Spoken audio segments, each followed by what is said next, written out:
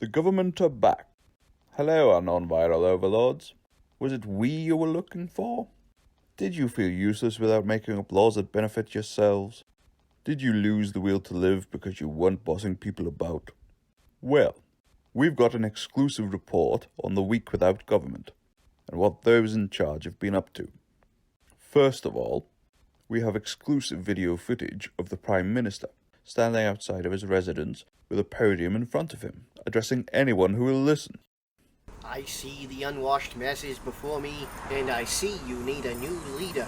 He wasn't up for being leader after he was run out of town for calling the masses unwashed. So now we have the former Vice Minister and current Prime Minister, Bigby Scrobbles. He was a clever cookie, according to reports. He was out with his neighbourhood militia, rounding up the old for culling, and also holds the Guinness World Record for most Skype wanks in a day. And he's genuinely likeable. For once, he has my vote. Or he would if his appointment was due to the democracy that we're meant to exist in, and not due to archaic succession rules. Go Scrobbles!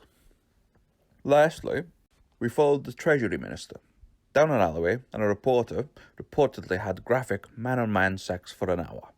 Since sex is still banned, both men were put into a cart and thrown off a cliff. Vigilantes have had a lot of time to come up with a large pool of punishments. But since the economy is no more, and the barter system is funding itself, the government announced that we don't need anyone in charge of it for the time being, and will focus on more important things, like securing unstoppable public support. Good luck with that. Next up, the government have implemented a new national game show. The lottery had to go, since it's much more difficult to transport 1 million mice than £1 million. So, here's the concept. You're the judge. 2 lucky citizens are chosen at random. Both go into the doom pit. Only one leaves. Prize is a judge's wig, which bestows upon the wearer Judge Dredd levels of power. Not isolating, life imprisonment, murder, or the death sentence as it's officially known. Chicken fiddling, a slap from a 60-foot mech suit, and so on and so forth. Well, this is a step in the right direction. Good policy on money, solid way of rewarding people. People power. Well done. Now for something entirely different. Weather is still about, so the Met Office is reopened. In response, we at the news here restarted our weather section. Over to you, Goss Ribbons.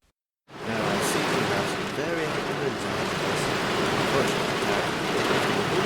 the western side of the North Anchor.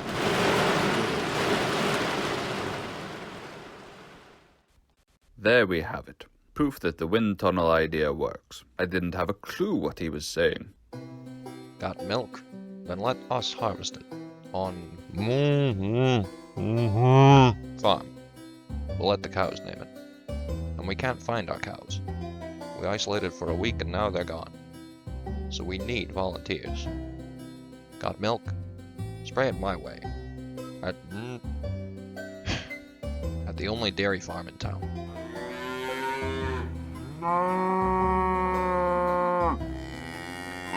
Farm. Come on down today.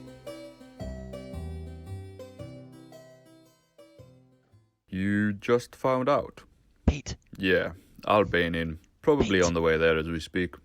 I know. Chill out. We're young. We don't need to worry about the sex ban. And we've made 2 already. We can make 2 more. See, I definitely thought this through when I made the Pete, bet. we're live. Okay, I'll see you then.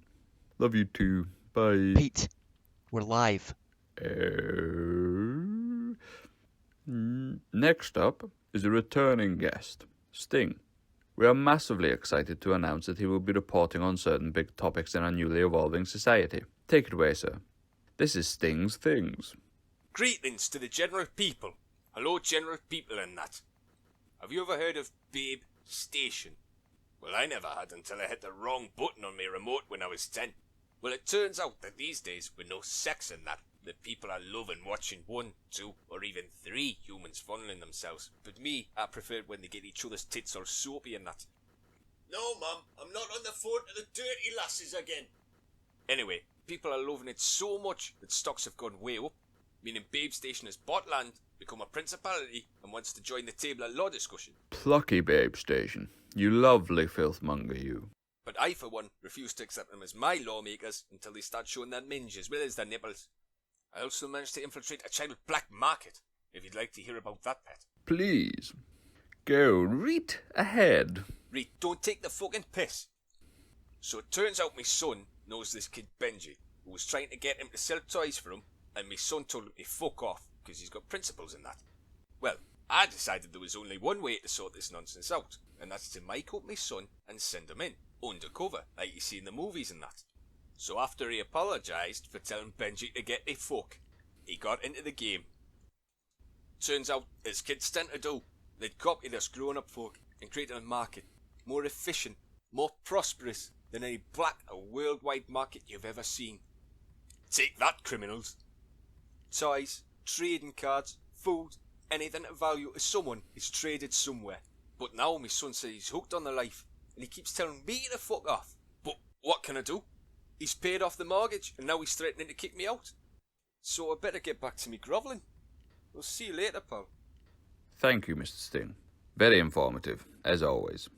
And that's been the news. I've been Pete Jambon, and remember, you should obey. Chefter. Alternative News, written by David Isaac, starring David Isaac, Ross Gibbons, Michael McGinn, and Jamie Morrison, with music by Twisterium and Darren Curtis, scripted by Jamie Morrison, with additional dialogue by the cast.